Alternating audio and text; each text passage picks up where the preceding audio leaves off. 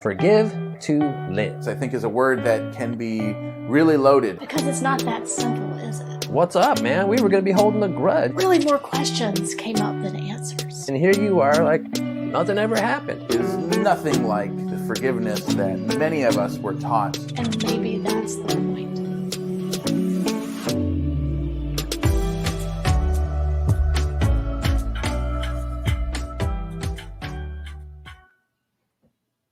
Hello, and welcome to another Truth Be Told. It is Tuesday night, and this week we are talking about forgive to live. It's kind of a loaded topic, and it's been a lot of fun for us to really kind of explore our own experiences, beliefs, understandings of this, touchy subject for lots of people. So I hope you like what we put together. It's a good time doing it. So I guess with that being said, sit back and enjoy Truth Be Told.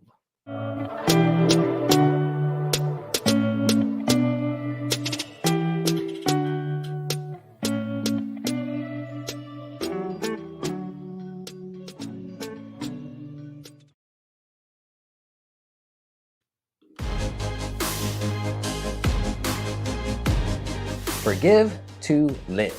What this means to me is that when we hold on to resentments and grudges, it prevents us from living the life of the largest amount of joy possible. So today, I'm only going to be talking about kind of those surface level, little, less challenging things to forgive over, because those bigger things, well, that's a whole day's work of expression, a week's worth of contemplation, and a lifetime's worth of effort. That's a different day, different subject. But today, I want to use an example from my past that demonstrates essentially when I had a noticeable epiphany that made a drastic shift in my life moving forward. Okay, so this is how it unfolds. This is back in about 2009, 2010. I am new into studying, science of mind and spirit, really putting some effort into my personal transformation, personal growth. Now I'm working at a restaurant, and this place, it was all about volume. So I have a coworker, friend that I really love. It was great working with him. And we had a manager that was, one of our favorites. We had a lot of fun together, and, really we were a tight little group. Well, on this one Sunday, it was just crazy, as it always was, but this manager, for whatever reason, was having a bad day and kind of took out their frustrations on my friend and I. So he and I would talk to each other and we're like, you know what, this is a bunch of crap. Forget her, man. So yeah, I'm done with her. She's not our friend anymore. And the next day we go into work and we're working, and I notice here's that friend of mine talking, hobnobbing with this manager. They're over there laughing and having fun, as we usually did. It was a fun place to work. And all of a sudden I find myself mad at him. Dude, what's up, man? We were gonna be holding a grudge, and here you are, nothing ever happened. So I'm mad at him, and I hear myself say it in my head, dude, you're supposed to be holding a grudge. And I heard the absurdity of that. I'm mad at somebody for not holding a grudge. And I've been starting to do this work and starting to learn how forgiveness and resentments, these things weigh us down. It's we're just dragging these things around us. And here is how I was planning on showing up, is to somehow right the situation, let this person know that I was upset. I was going to spend the day sulking. I was really good at holding a grudge back then. So I was only gonna talk about, what I have to. Professional talk only, nothing else. No laughter, no friendship. They're gonna know that I really think what they did was wrong. That person, they don't care. They're having fun. They're not carrying this around. I am. I'm the only one that's suffering from this. And that was the day that I noticed I finally tipped the scales into a healthier way of processing my life. Ultimately, now, flash forward another 10 plus years, I see the best way to handle the situation would have been to act like an adult and just say, hey, I felt disrespected yesterday when you did this. Can we talk about it? Can we make up? But instead, that was my old way of being. I'm just going to hold a grudge and let them know. And that way of being would have made my day miserable. So luckily, this all happened in the way that it did. And my friend that I'm talking about was already far advanced over my spiritual practices just in their natural way of being, that knew that like holding a petty grudge was not beneficial. So that was a huge day for me. And since then, I've really come, a long ways, that I don't let these little things in life get my hackles up and get me upset and carry it around. And this applies to just those little things in life, things with coworkers, things with people driving on the road, neighbors, anybody that just says something that is life really that serious, that these little things, somebody overreacts, somebody takes out their frustration on me, and we get this idea like, oh, I got disrespected, and take it way personal, blow it out of proportion, and ruin our own state of mind and our own way of being over something that really doesn't matter. So this idea of forgive to live, like I say, I'm just talking about the surface level things, but there's a lot of power in that, of just knowing that, I don't have to give away my state of joy, my state of happiness to somebody else. I can let things go, and it doesn't change anything that I know about myself. So forgive to live. Let's live life a little lighter than before.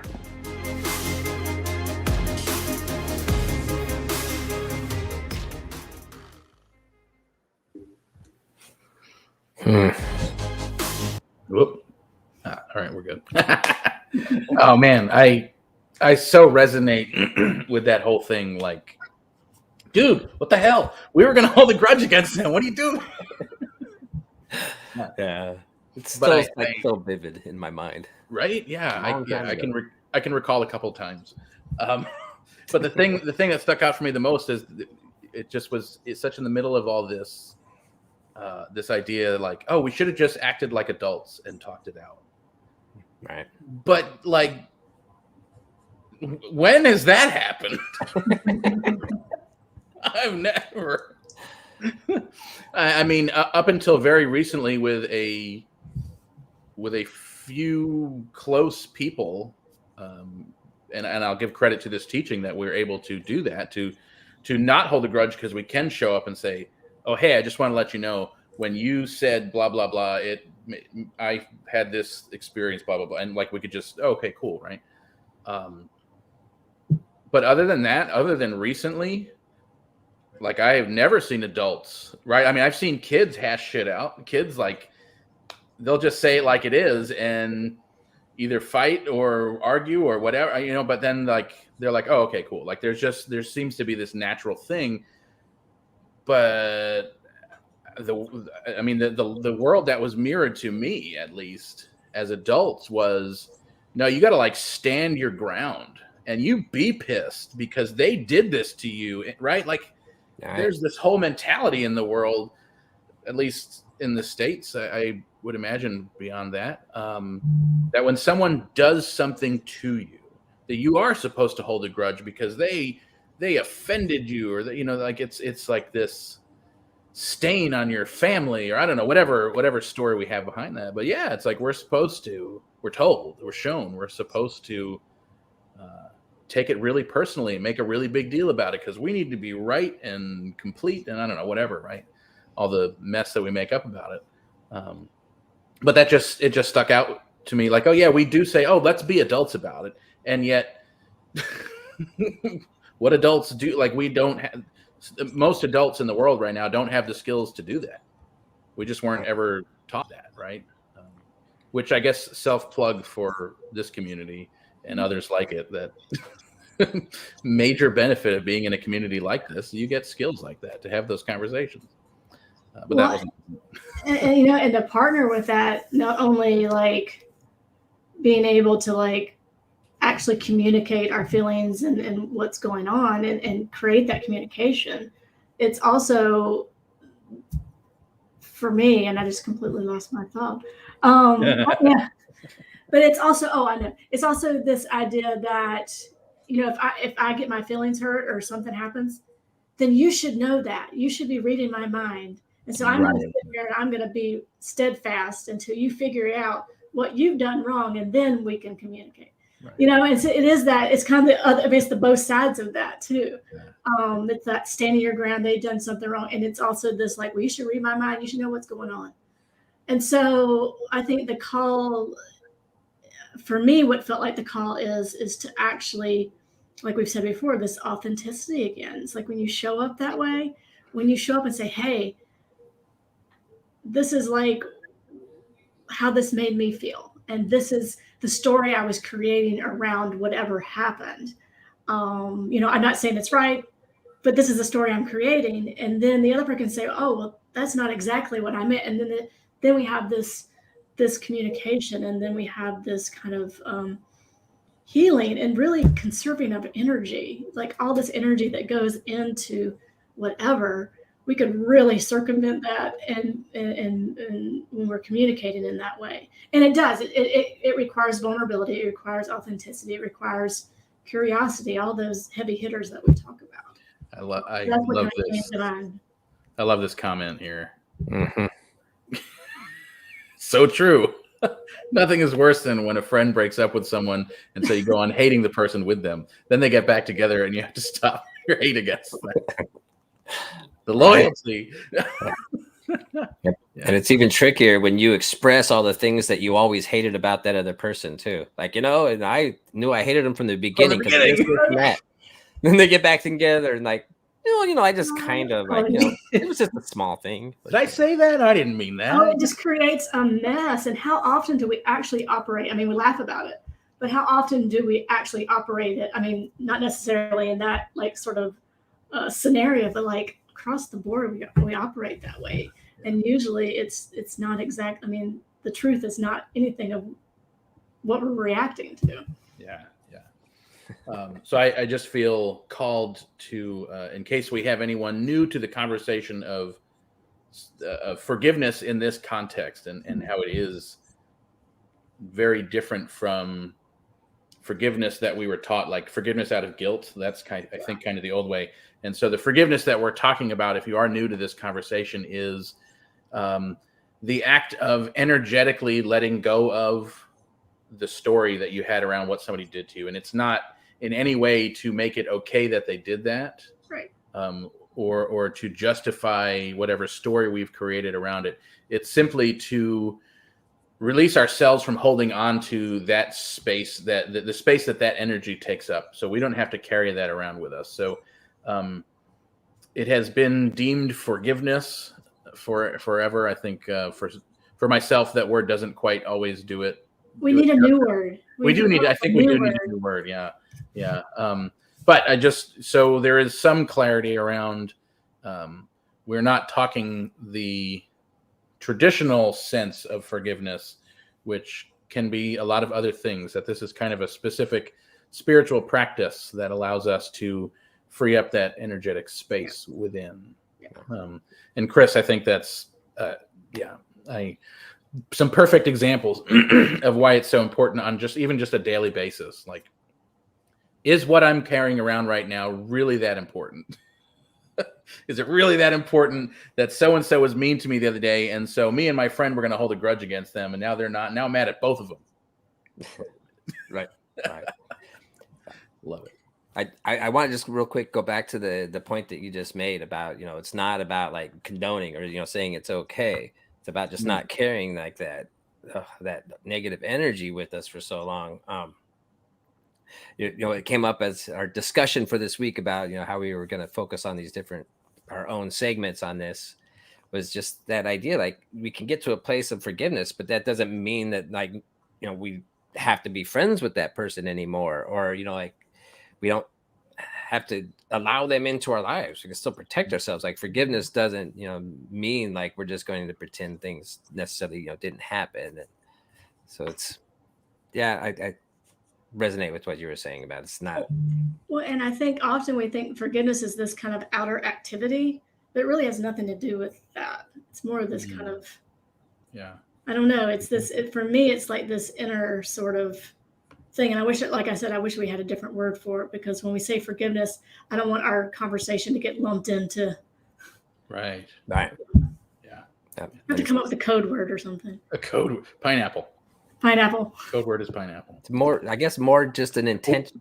I bet. I was gonna say, it's more just an intention to not let that thing continue to burn us again and again. Yeah. I think that's where a lot of the pain comes from, is that we just keep reliving that thing. And so I it just kind of came to me now, like that's what this is really all about, is just saying, you know what, I'm not going to keep reliving that thing over and over again. It happened, and I've got to, I want to move on without re-injuring myself by ruminating over the pains of the past so much.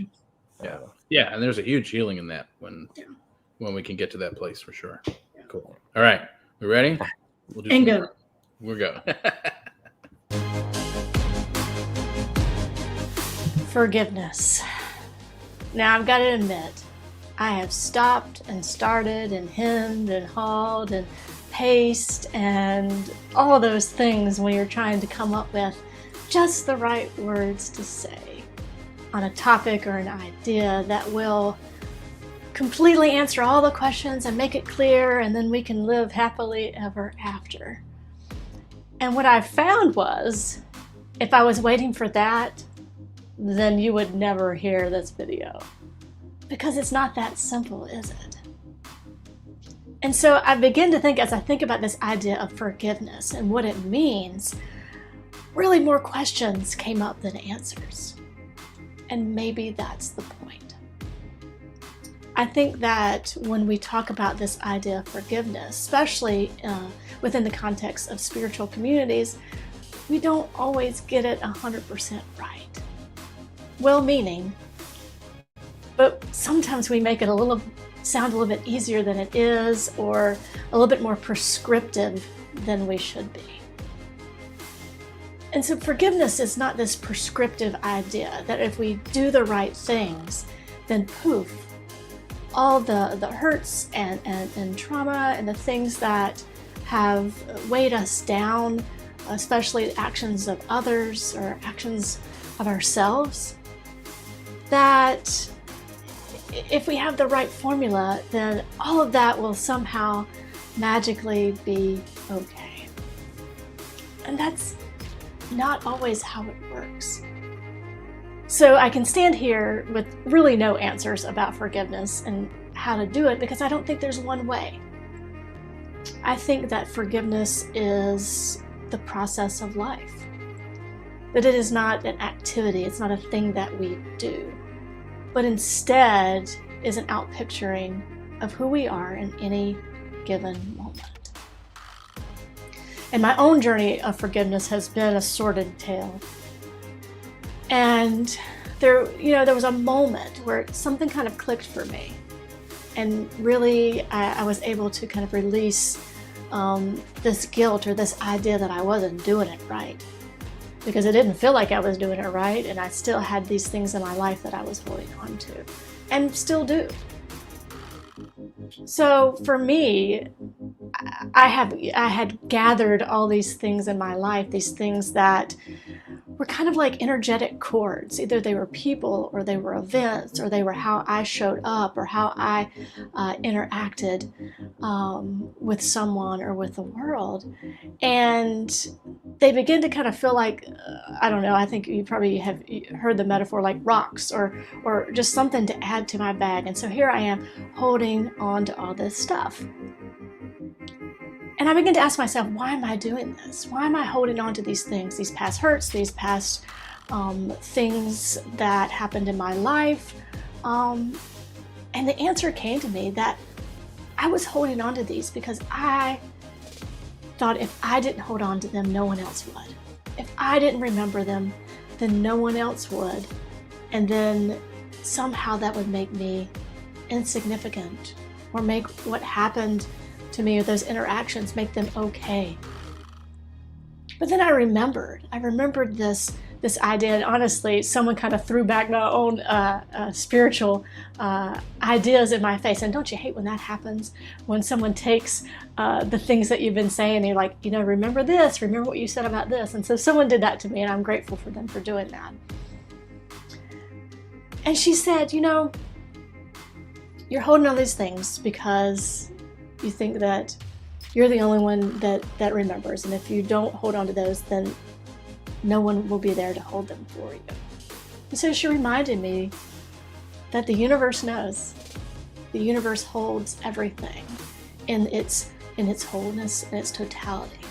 It holds the positive experiences. It holds those experiences that wish wouldn't have happened.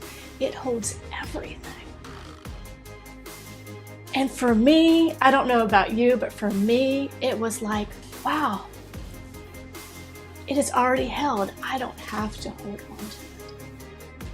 And so then I gradually began this process of looking in my bag and looking at some of the things that I was holding on to and saying, does this serve me now? And if it didn't, I worked on gently laying it down and gathering up all the other stuff in my bag and continuing my journey.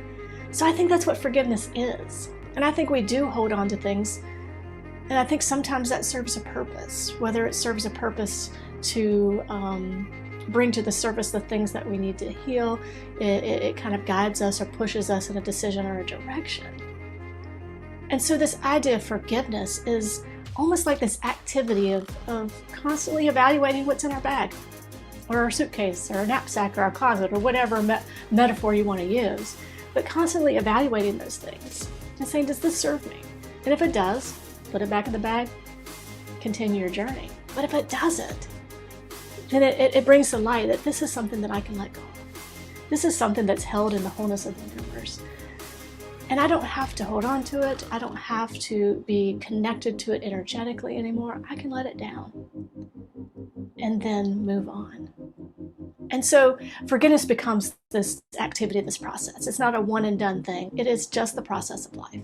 It's a process of evaluating, looking at things, letting them go, picking them up. And so this idea of forgiveness, I wish I had the answer of the how to. But like I said, maybe that's not the point. Maybe the point is when we look at those things, the constantly remembering, constantly looking, constantly focusing our gaze on the things that serve us, and then turning our gaze away from the things that maybe don't serve us. And then we can step in to what I think this idea of forgiveness is, which in essence is the very activity of life itself.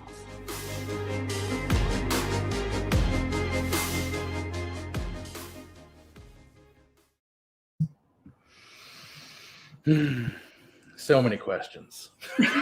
No answers. I have no answers, so don't ask me. Yeah. But I like that. I think that's so true. I like that idea of continually just reevaluating and looking at what it is that we're still holding on to from the past, and does it serve a good function for us, or is it just causing us to remain in the past, causing us to remain stuck and hung up on things. No. Yeah. And I loved in towards the beginning, you said something about as if it was just going to be magic. That we have this forgiveness practice and poof, everything's great, right? Man, for the longest time, I think that's how it was demonstrated, or that's how people talked about it or whatever, right? When I first started hearing of this kind of new kind of forgiveness, right? It was as if everyone around me knew something about it that I didn't, and they were able to go oh, I forgive you, and poof, it was done, and they were, and close their eyes and bow, it was a very specific thing, and I would be oh yeah, no, damn it, it didn't work, and it just didn't work, and I was what is it was supposed to be magic. It was supposed to be this magical thing about forgiveness, and that has not been my experience. It hasn't been mine. And I can't even believe I'm going to say this. And this may not make sense, but it makes sense in my brain. I don't know that I'd want it to be that way.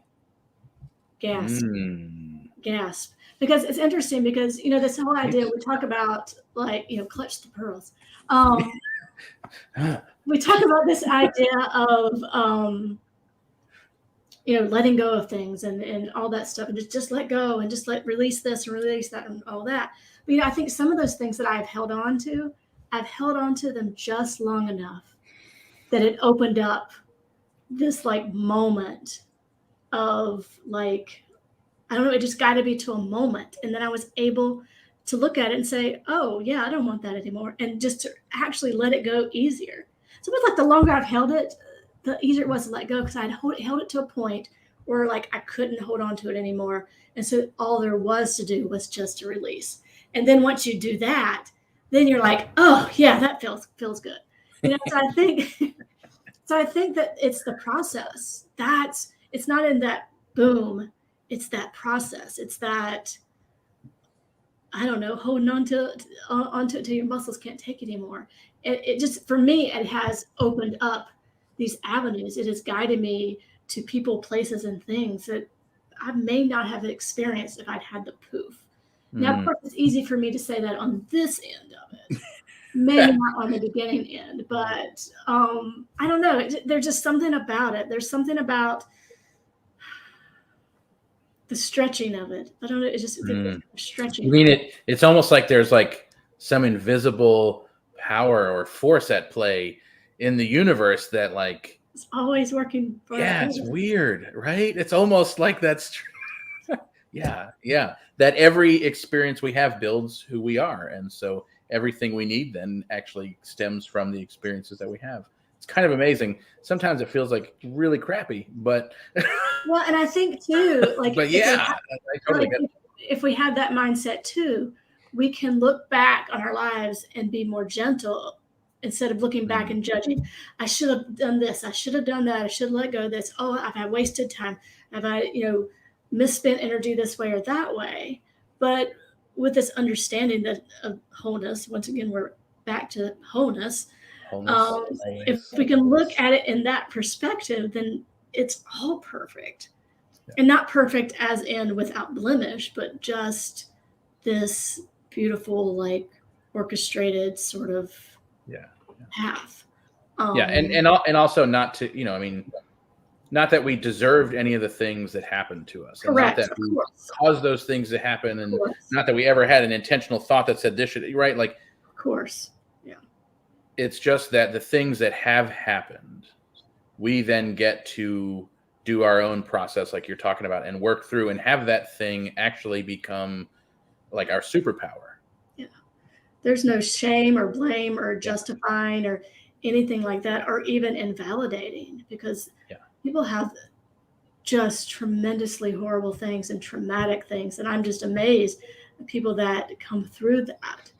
And this is not to diminish that at all. It's actually to just uplift that process. This idea of forgiveness is a tricky one, because I think that we're so inundated by these cookie cutter forgiveness practices, or these cookie cutter books on forgiveness, or these teachings on forgiveness, but it's not. Yeah. It's not cookie cutter. It's not a one size fits all. Well, and I think too, all the stories of the parents that went and met with the person who shot their child, and they forgive them, and you show this picture of they're all hugging and smiling, and it's like, what?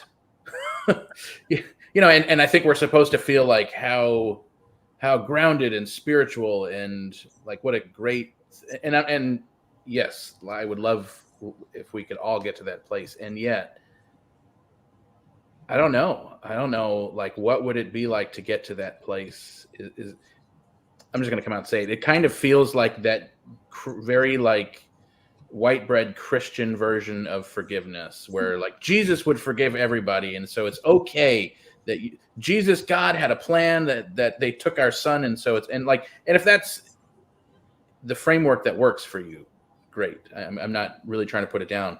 It doesn't compute in my mind. Yeah. Like, oh, God had this plan for our son to die, and so we forgive you. It's okay that you shot him. It makes it okay that you did what you did. And I don't think that should be the goal of forgiveness. Like, there are some things in the world that are not okay. Yeah. It's not okay that you did this thing, Well, and we can still have that act of like, and I'm no longer holding on to this story. I think those moments when you see those extraordinary people who have just this superhero reconciliation sort of thing, I think that's like wholeness in 3D. It just is. That is like the it's not forgiveness on this kind of level. It's that, I don't even know, that's that coming back to itself. I don't know. It's just it's a feeling that I had that's coming back to itself, and that is like wholeness in action. Yeah. Yeah. And that's hard. That's a hard thing to do. So for me, like on that subject of like, forgiving somebody that, like took the life of a loved one of yours, for me, it's not necessarily about like saying, like, well, there's this big reason that some reason, like God had to take my loved one away or whatever. But it was the idea of forgiveness. Like I would like to aspire to being able to have that kind of super skill. But it goes into a lot of like that kind of empathy thing of like what had happened to that person in their life. Like how often do we see these people that have committed awful crimes and committed awful deeds, and then you find out their backstory and it's kind of like, oh, holy crap, like you had a lot of awful deeds done to you that essentially like broke them. It's hard to I don't know if I would be able to hold up and practice what I would like to preach if I was in that same situation. I really, and I hope I never have to find out. Yeah. Really. And at the same time, though, like theoretically, like I can see how it's just this big pile and like mess of so much pain and hurt that just keeps growing and spreading. And then like even on a similar thing, like I've met people that their sense of pride has gotten like so hurt that they felt like they had to attack this other person back physically and get revenge. Like holding on to that, something like that so strongly. And then this idea of like, I have to avenge this thing, and then completely throw their own life away in the effort to try to make something right. That just, man, it is a tough situation or subject for sure. Yeah. That's why I stuck with the surface level for my segment. Yeah. Well, as you may notice, we like to cover the easy topics, but no. Some of these topics and some of these things we talk about, this is hard stuff, and it's like the dirt and the grime of life, and it's pretty cool to be able to come together and to talk about these things and learn from one another. And so there's so many ways that you can jump in here and participate at Soul Evolution Collaborative. Of course, if you're watching now, you already know that we have Truth Be Told on Tuesdays, where we tackle some of the tough questions of life and what it means to move about this life in a way that's really intentional and really focused on our own personal transformation. On Thursdays, we have the gathering at 7:00, and this is a great opportunity for us to get together and really not only talk about these topics on a deeper level, but learn from one another. So not only are we activating that personal transformation, but then this communal evolution that's coming together with one another and really taking these principles and figuring out how the hell can we use them in our everyday life to really make a difference. On Sundays, we have Strip Down Sunday, and it's not exactly what it sounds like. This is on at 12:30 on Sundays. And this is kind of a stripped down version of what you would expect of a Sunday service. Basically, it is the message. And so we take a theme for the week and we really go a little bit deeper, a little step more into the conversation for the week. And so the stripped down Sunday for this week will be once again on this lighthearted topic of forgiveness. Now, if you want more information about any of these things that are going on, and there's some new stuff in the works coming in the next few months, you won't want to miss that coming on Sunday evenings. So block out your time on Sunday evenings and watch for emails and information about our new Sunday experience. So all other information, jump on over to soulevolutioncollaborative.org. We have videos there that you can kind of get to know what is this Science of Mind stuff, how can I use it. You can sign up for the gathering there. You can sign up to receive our blog and any weekly emails and information. You can find all of that there. So there's so many ways to get involved. We're so appreciative for each and every one of you and the energy that you bring to this community. So let's get back to Truth Be Told.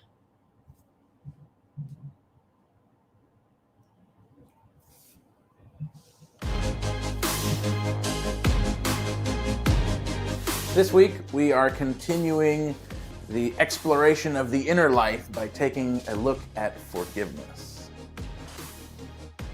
Forgiveness, I think, is a word that can be really loaded, and we all have a history and a story about. It's really important to note that forgiveness, from the science of mind, new thought perspective, is nothing like the forgiveness that many of us were taught, or raised with, or exposed to for most of our lives. That this is a very specific practice that really has very little to do with anyone or anything else that we might actually forgive. But forgiveness really has everything to do with ourselves. And what's really interesting about forgiveness is, in the science of mind, it's actually the only core concept, right? We have this list of 10 core concepts that science of mind is based on. And forgiveness is the only one on that list that is not a universal principle. The universe, God, Spirit, whatever we call it, doesn't ever need to forgive. It doesn't ever need to be forgiven. Forgiveness is simply part of the human condition, and yet it is necessary for us to free ourselves from the things that we are holding on to through the practice of forgiveness, in order to really have an experience of freedom in this world of human condition. So I thought I would talk a little bit about my experience with forgiveness, because I think there's also a little bit more nuance to forgiveness than is most often talked about. And I don't think everyone always has the same experience with forgiveness. The practice of forgiveness that I was taught in Science of Mind is that of radical forgiveness. And to forgive other people in order to sever that energetic tie that I might be carrying around to whatever happened between me and that other person. And this can be a really powerful tool. And yet my experience with it was, my understanding was, I should be able to actively just forgive people, and poof, that relationship or my feelings about it or the story I have is healed, and everything should be all well and good. Well, I'll tell you how many times that actually worked like that. Probably zero. It was as if there was supposed to be this magical activity that happened in my mind that immediately healed whatever that story was, or whatever I was carrying around with it about that. And again, it had nothing to do with the other person. It didn't make them right. It didn't make whatever I thought they did, it didn't make it okay. It didn't make whatever they did do okay. It was simply the act of me releasing my ties to that, releasing the hook that I kept letting them have in me, to release that, and poof, it should be fine. And it seemed like, I think there are people who have this ability to actively forgive, to take a mental action of forgiveness and sever that tie. And I'll tell you, that just never worked for me. And what I did find, though, over the years was, in the places where I was able to immediately forgive, it seemed like it was because I did not have an attachment. I did not have a big story. I didn't have really much to forgive them for. I wasn't carrying that around with me. And so sure, it was really easy to think back on, yeah, that happened. Okay, well, I can forgive for that. And the forgiveness in that scenario almost didn't seem necessary, because there wasn't anything for me to sever. And yet the opposite of that was also true. That the places where I did have something, an attachment, a story around an event, around a person, the thing that I was carrying around, it was as if I wasn't able to forgive them for that. And it wasn't until I had spent enough time kind of looking through that to find that over the course of time, forgiveness seemed to be something that just happened. It wasn't necessarily something I actively participated in, but it was something that would just happen. And then it's like, because of the work I did, because of the exploration I did through this, all of a sudden forgiveness happened, and it wasn't an active thing anymore. And so I thought I ought to talk about this in this way, because I think forgiveness can look different for everybody. Everybody has their own experience with forgiveness, but I think it's so often talked about as if forgiveness is this active mental activity, this thing that we are engaging in intentionally and doing. And yet I don't know that it always shows up like that. There are times, and for certain people, that forgiveness, and there's probably an infinite number of ways that we can partake in the practice of forgiveness. But I think some of us need to know that it's not always an active activity. It's not always an active thing. That sometimes the activity is simply sitting with something and being present to it and spending the time exploring it, and that forgiveness is something that happens because of that work. Forgiveness is certainly key to experiencing a life of freedom, and so let us intentionally engage in the practice of forgiveness. But know that you can do that really in whatever way works for you. It doesn't have to look like anything specific. It doesn't have to be any particular one way. There are an infinite number of ways to practice forgiveness.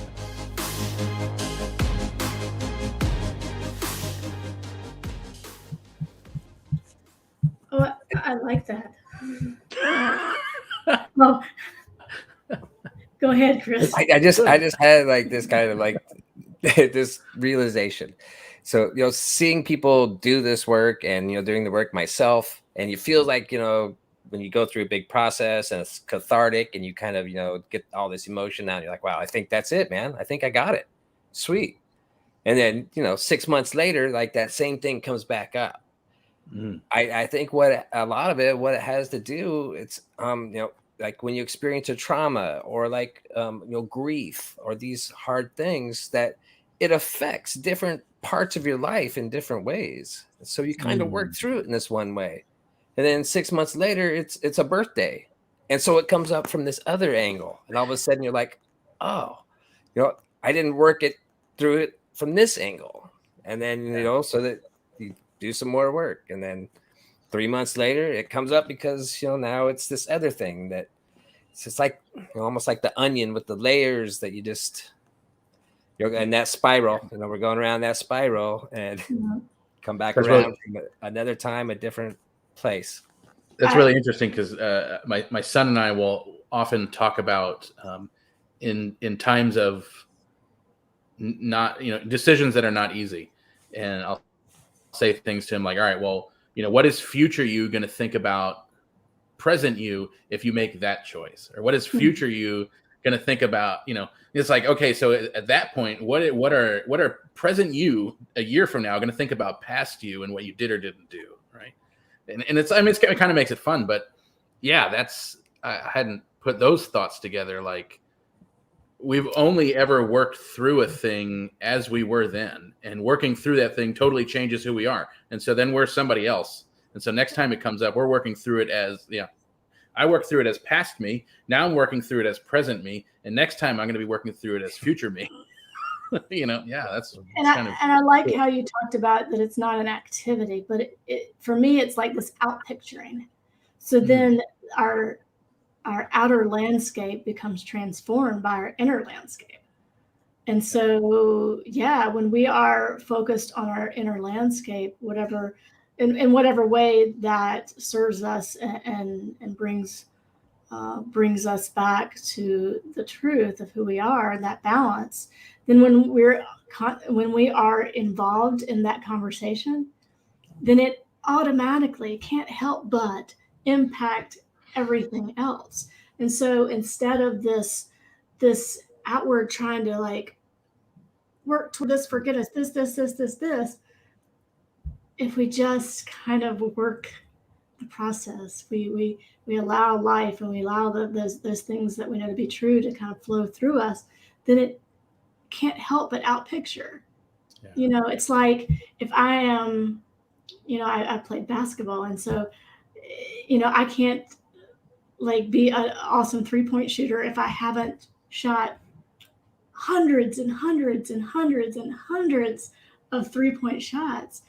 So when I get in the game, I don't even have to think about it. It just comes because it's a natural outpicturing of that which I put my attention towards. And so I think that is maybe we have cracked this forgiveness thing. Is this an answer? Do we have one answer? Well, I mean, it's one answer. I mean, it's not, it doesn't have to be the answer, but I think it is. Yeah. We're like looking in the wrong direction. We've been looking at the wrong thing this whole time. It's like, yeah, it's almost like you do the process, you do your stuff, you show up every day in this space of authenticity and curiosity and vulnerability and whatever spiritual practice nourishes you, and it can't help but transform the outer. Mhm. It just can't help but do that. Yeah. You've heard it here. This is the answer. Practice. Yeah. Hmm. I mean, how many people though like never even begin to look and address like all this stuff that I've been carrying around, and see how that affects your life by carrying that stuff, and live a life of constant pain and animosity. So there's definitely something big at just looking at, like Ryan talked about in their segment, looking back and say, what am I carrying around? Time to reevaluate what I need to continue to carry. And so, highly recommend this personal transformation. And 5 watch stars. Communities evolve from there. Yeah. But I think just in closing, I think we are conditioned to really believe the stories that we've made up, that we don't even recognize them as stories until all of a sudden we have that epiphany. Yeah. And since having that epiphany years ago, I will say, for anyone who is questioning or anyone who is new to this idea or is going through that process, that cycle of like, oh, screw it. It's, this is so hard, right? I will say, I think forgiveness gets much easier the longer you do it, because I think there's less to forgive.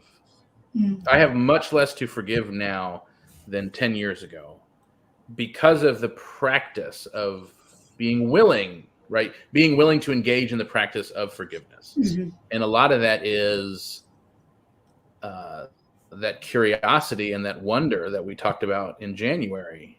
Yeah. If we walk around with the assumption that things are going to happen to me, we're going to have a lot of things to eventually forgive at some point or end up carrying around. If we walk around with the assumption of curiosity and wonder, we can tend to get to that point of looking, seeing someone doing something that we think is wrong in our direction.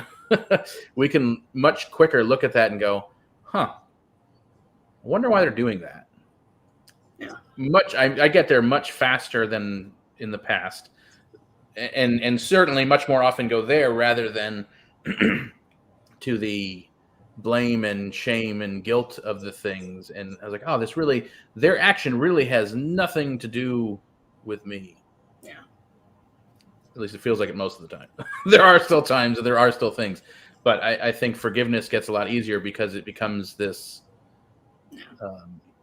eternal practice or something. But there is hope. Yes. There's always hope. Yeah. And hope plus. There's more than hope. It's Yes. And I have to add in that one cliche too of the idea that we do forgiveness work. It's not for the other person. It's for us. And like, really, this is kind of a selfish thing. It's selfish in a good way though, because then, when you do this, because it's really going to benefit yourself. And then so selfish, but in a good way, in that when it benefits you, it benefits everybody around you, because then you're less likely to react, less likely to act from that pain. So it's a good selfish that ends up benefiting everybody. So selfishness. Yes. Is something. Awesome. Well, thank you so much for hanging with us tonight, or in our future, your present, whenever you're watching this later, because this is on our website and on YouTube. We're just super grateful to kind of be in this conversation with you, for you to engage with us, for us to even have this community, to be building this community along with you, to engage in personal transformation, communal evolution, and global collaboration. That is the goal. We're changing the world one of us at a time, and each one of us that does that works tenfold out into the world, impacting millions at some point very soon, I think. So having said that, we know we have like the greatest job in the world, and we know it wouldn't be possible without you. So like Ryan said earlier, if you are looking to jump in and engage, there are a multitude of ways on our website. Everything you can want to know is there. One of the greatest ways you can do that is by attending, by being here, by watching tonight, by coming Thursday, by engaging in the content on the website. Along with that, one of the other ways that you can engage, if that's not your thing and you are looking to support in another way, we are funded by your donations. So if you are in a place where you can give to support this ministry and continue this mission, we are so grateful for your gifts, because that's why we are able to be here. So donations can be made at soulevolutioncollaborative.org. They are tax deductible, as we are currently an outreach of the Orlando Center for Spiritual Living, and very soon to be a fully fledged member community of Centers for Spiritual Living of our own. So that's pretty exciting. And that too is because of you and your engagement and excitement about this ministry and this community. So thank you so much for that. Please consider making a donation, or letting someone else know that someone in your life may be able to make donations towards really good causes. And so if you know someone like that and they're looking for a good cause, you can pass them along our website, soulevolutioncollaborative.org. There's a donate button in the menu. And just thanks again for being here. We're super grateful to be in this conversation. We are super grateful to be able to do this, to be able to engage, to be able to show up, and to be part of this community with you. So thanks for being here. Some of you we'll see on Thursday, and everyone else we will see next week.